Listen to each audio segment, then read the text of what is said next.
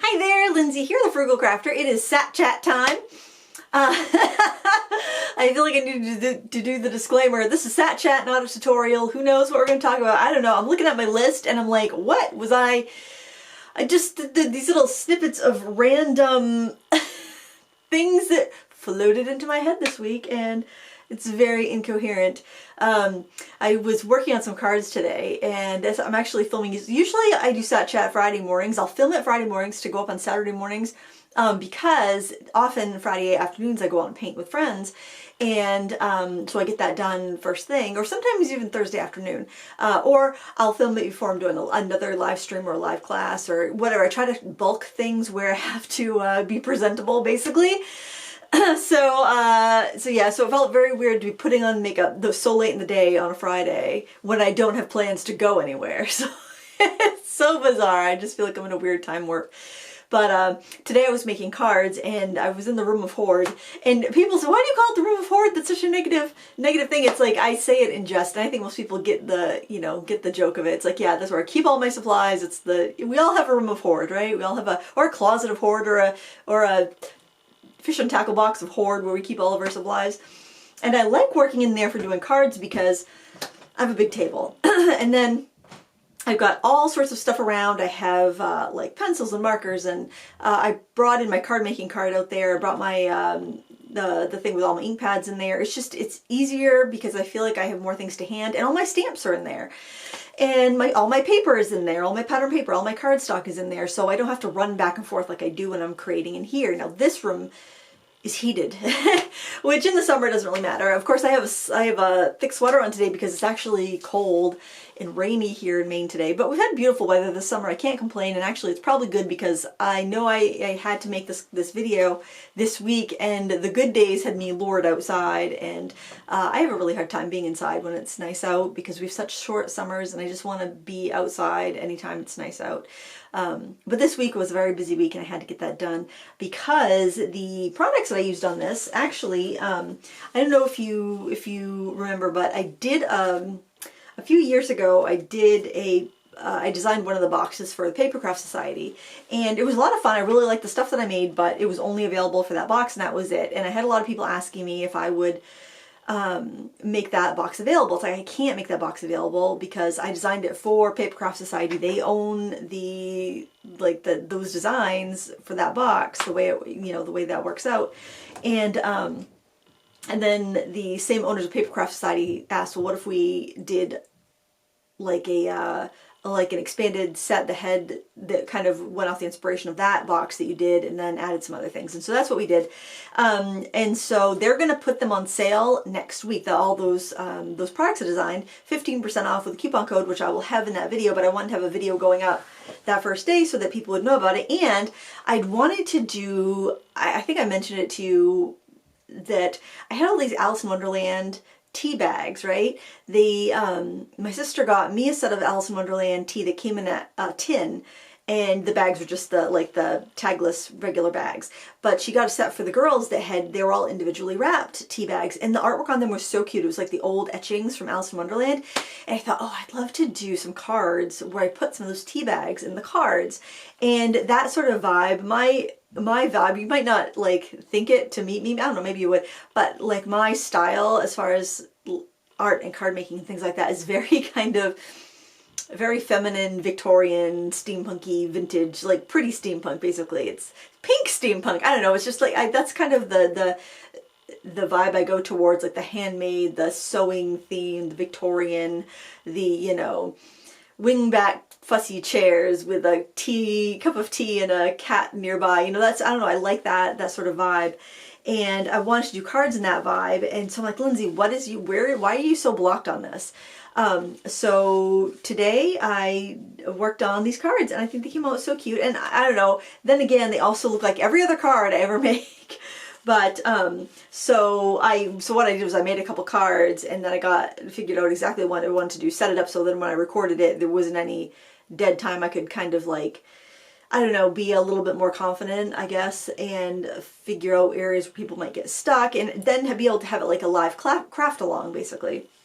So that's going to be on Monday at noon. I will post, well, turn notifications on. If you're not getting my notifications, you might need to unsubscribe, resubscribe, and then turn the bell on, then click the bell to get the notifications. Because I've heard from so many people after my last live stream where I did the World Watercolor Month wrap up that people weren't getting the notifications. So, so that might help that my husband did that because he wasn't getting my notifications. So he unsubscribed, resubscribed, and hit the bell, and now he's getting them all again. But so on the inside, you got a little place to put your tea packet on this one. This one has a bookmark because, you know, tea and books and Alice in Wonderland. I don't give everything away because there was a couple little things in there.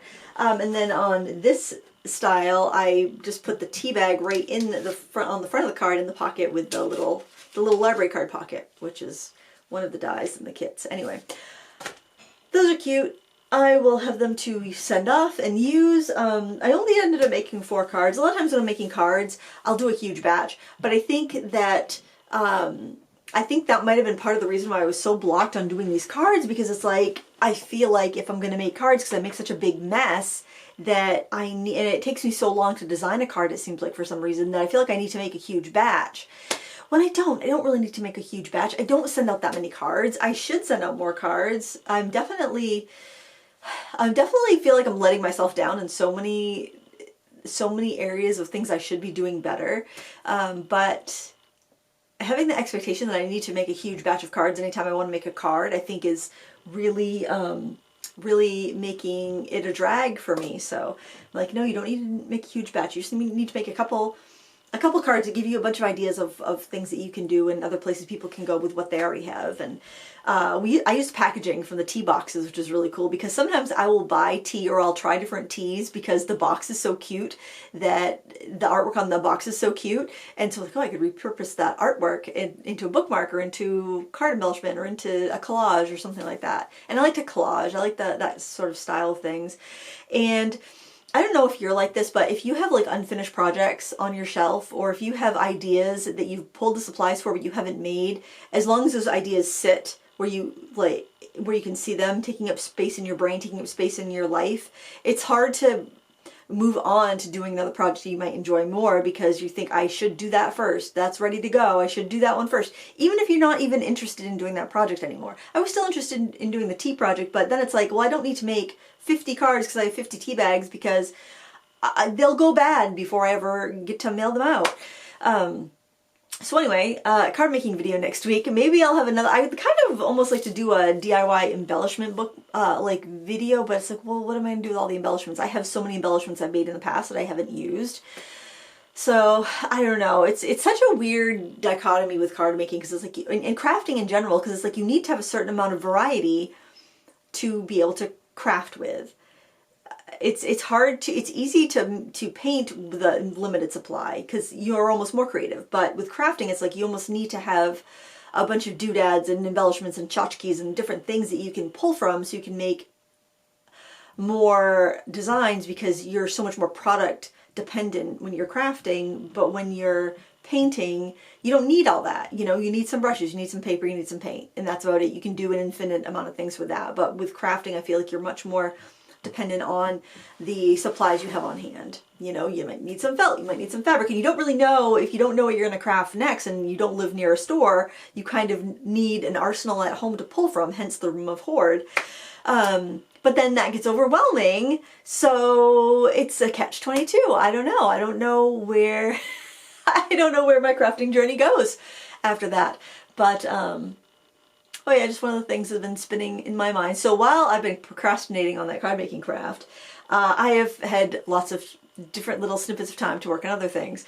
So I have a lot of, I want to call them under consumption crafts coming up. So they're basically projects that I have, like, when I have an idea for something, I write it in my notes in my phone.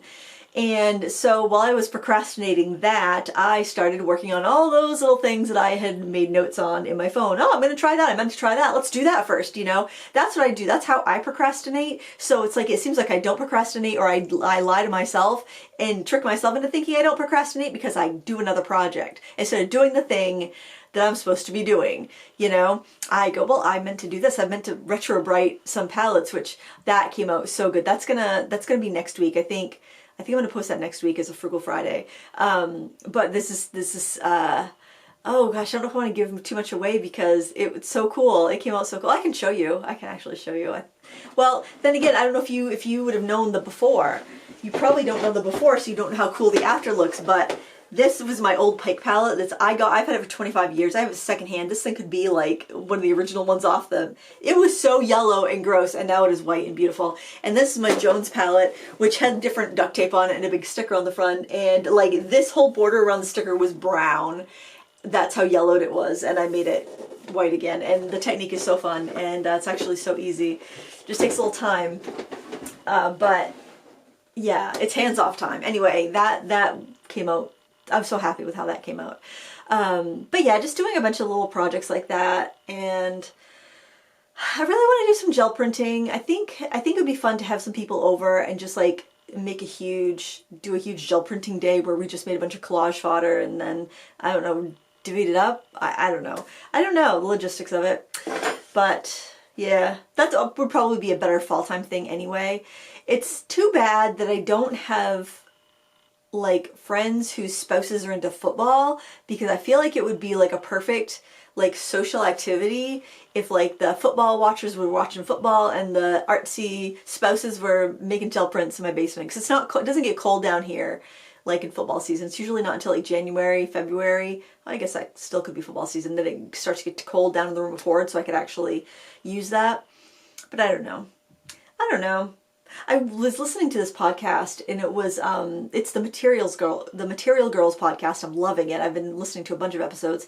But anyways, they were talking about MLMs and how like the old Tupperware, how it started with Tupperware and the Tupperware parties and stuff, and how they became popular because it was a way that women could socialize with other women after, like, you know, World War II happened. Women had jobs during World War II. The men came back. They're like, "You're back in the house, ladies. We're taking our jobs back." And then the women were like, "Now we're in the house. We like raising the kids, which is good, but we miss being around other people." And so these Tupperware parties were an excuse for women to get together with other women, and then they could make a little extra money and afford that new appliance or whatever women wanted in the 50s, that new appliance or that vacation or whatever.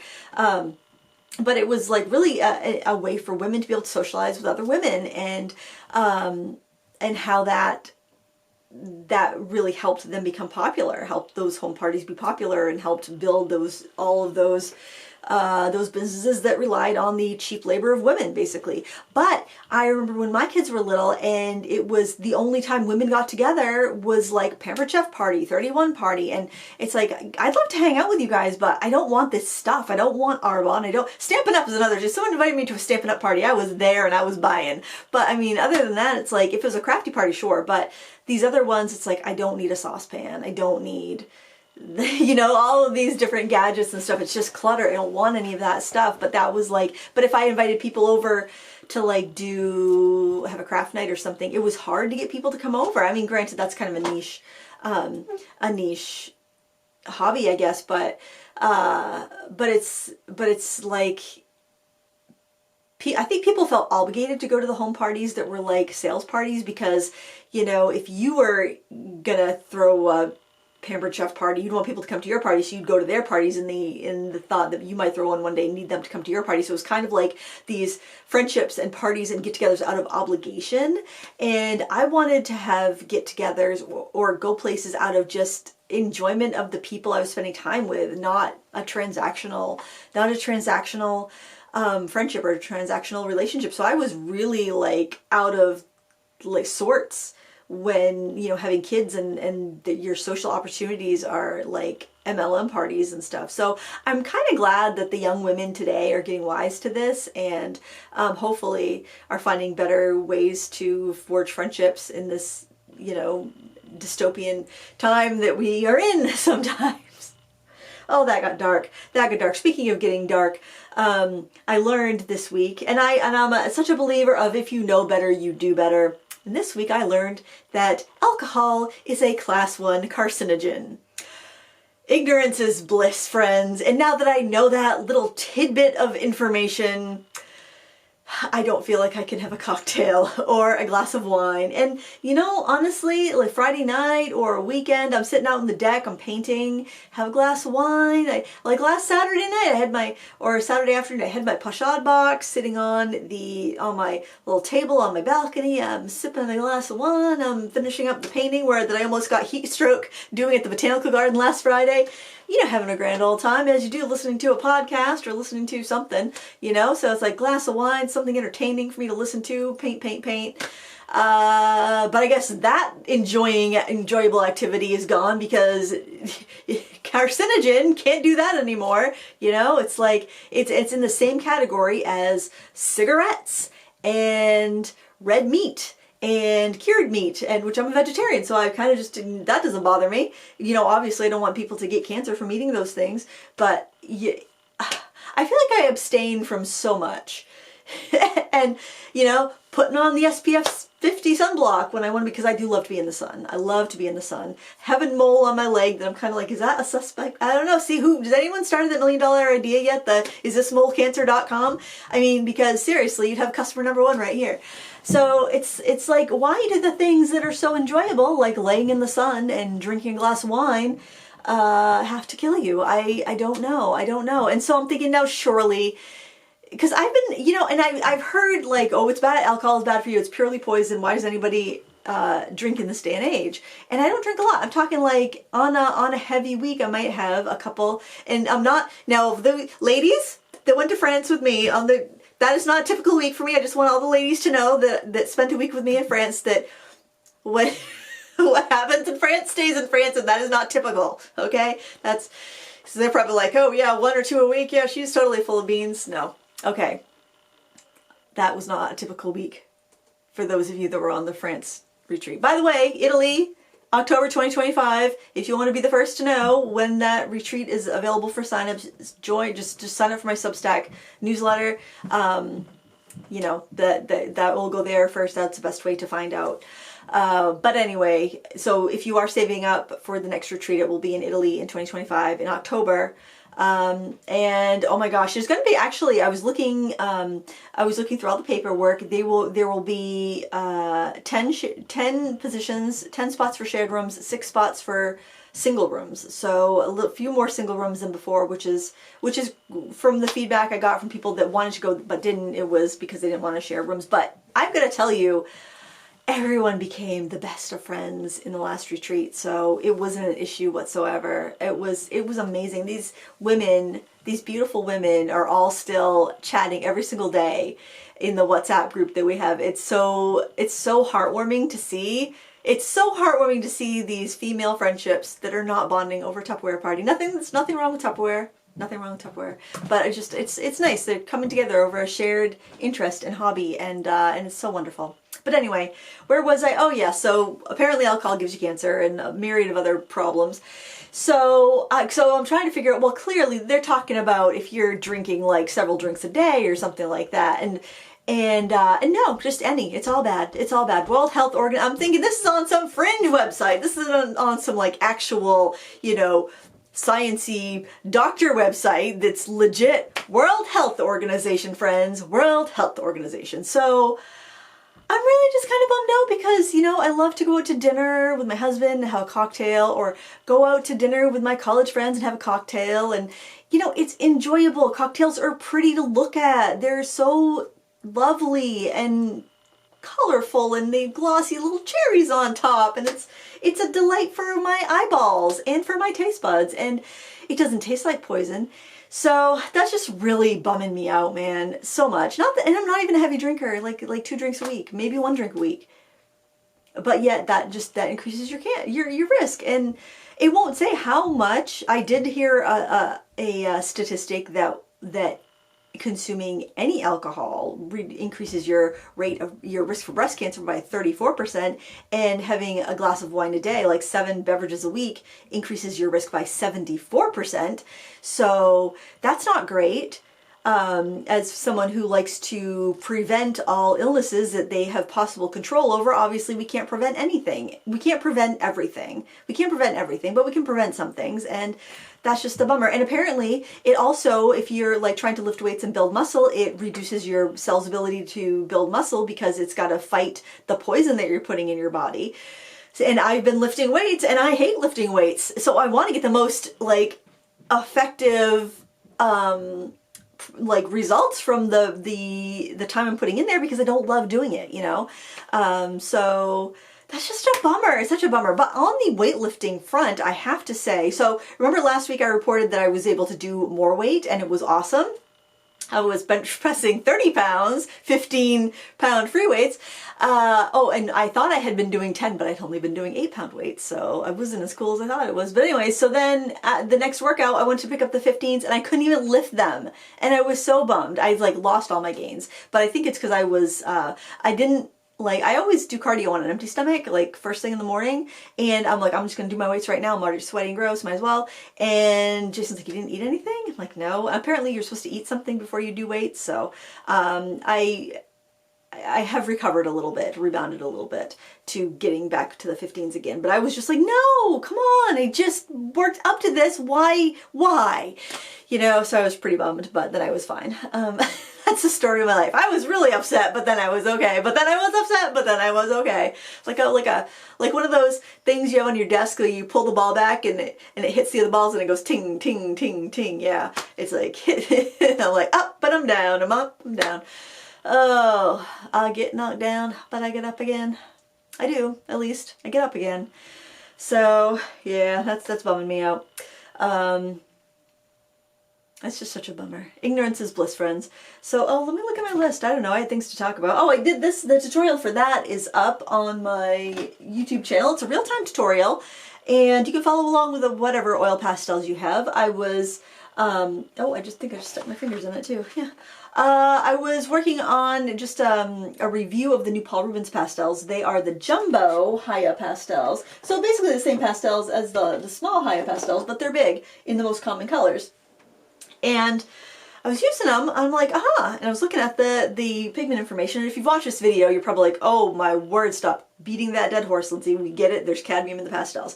So I was looking at there's no labeling on the box, and I was looking at the pastels, and the pastels, is like several of them in each set have cadmium pigments, and there's no AP, there was no labeling on the boxes whatsoever, and there was no ASTM D-4265? Don't quote me those numbers, but the one that says that they've been tested, and either they are AP non-toxic, they've been tested, they've got that seal, or they have a CL label, the cautionary label, saying there are some pigments or something in these pastels that could be dangerous. And generally you see that Prop 65 warning as well on anything that's sold in California. And if anything's sold on Amazon, it can be shipped to California, you'll see the Prop 65 logo if it contains cadmium, even if it's not in a concentration that is large enough to be harmful. I don't think the pastels are harmful, especially if used like properly. You know, they're an artist's supply. You're not going to ingest them, obviously, but some people buy oil pastels for kids because oil pastels are such a wonderful medium for kids. I loved oil pastels as a child. I still love them. In fact, when I get out oil pastels, I'm transported into second grade where we had Craypaw Day, and I loved Craypaws. And obviously, probably if you're buying them for your kids, you would buy a brand that's been around for a long time, that's non-toxic and all of that. But so I was really flummoxed by that. It's like it should have some sort of warning. First of all, if you have cadmium pigments, cadmium's a very light fast. They're good pigments for art, for artists' professional grade supplies. You'd think you'd want to advertise that. And so I went to Amazon where they were selling these, and it says environmentally friendly and non-toxic. And cadmium, granted, cadmiums for paints are generally synthetic inorganics, but do they make the cadmium in the factory? I think it would have to come from somewhere, and generally cadmium is not environmentally friendly. Definitely not to dispose of it, and often not to mine it. So I was kind of thinking that doesn't seem right. But they do have swatches on there with the pigment codes, but it doesn't say cadmium, and a lot of people don't know what the pigment codes are. Even professional artists, a lot of them don't know what the pigment codes are. And so so I thought that was a little weird, and I did kind of go on a bit of a tangent. I don't know, a little bit of a warning. But anyways, I did get an email from Paul Rubens today saying they saw my video and they apologized for any inconvenience it might have caused me, any stress it might have caused me. And they said they were reaching out to their labeling department to find out what's going on and get an appropriate label on there. And it got me thinking about the influx of art supplies, where on one hand it's really great that there are decent art supplies on a budget level so more people can get into art, but on the other hand I'm thinking, well, if you're just assuming because it's sold on Amazon that it is that things are non-toxic, and you know, you're assuming because it's being sold there that it's benign. I don't know. And then of course you don't put as much thought into something that you buy that's inexpensive as you would if it's something very expensive, whereas like if it's Sennelier jumbo oil pastels at like 20 bucks a pop, or 15, I think on Blick you can get them for like $11.50 if you're buying them in multiples of 3.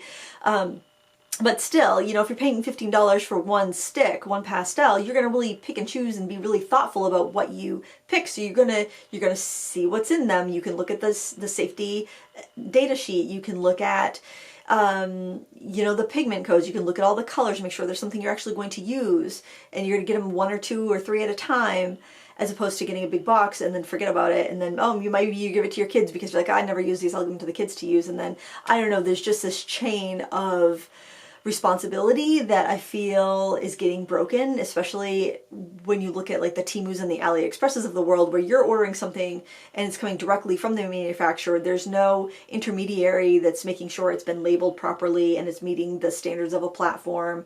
They assured me that their pastels met the standards of Amazon, but I don't know what sort of standards Amazon has, to be honest.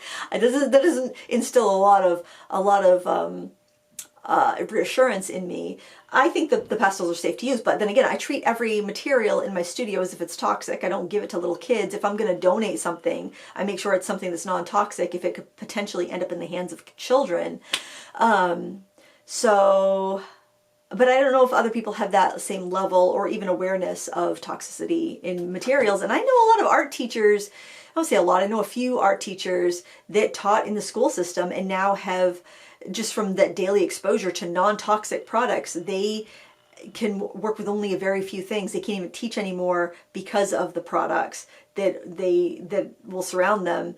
And it's just like they have allergies because of overexposure to chemicals, and fairly chemicals we think are benign. So I don't know, I've been thinking about that a lot. I guess I've just been like in this kind of like gloomy, like, oh my word, everything I love is out to kill me type feeling this week. But it's the weekend. Hopefully we get some sunshine, and it's also pouring today. So I'm sure that has something to do with it, but I've been feeling kind of angsty and anxiety ridden the last couple of days. I don't know. It's just I don't know. It's just me. This happens every few weeks, I suppose. But yeah. I have a new class coming out with Altenew at the end of the month. I'll link to that as well in case you're curious and want to check it out. Other than that, thank you so much for joining me for Sat Chat. I hope that you check out the videos I've posted this week and the ones to come next week. And with that, I will bid you adieu. Thank you for watching. And until next time, happy crafting. Bye!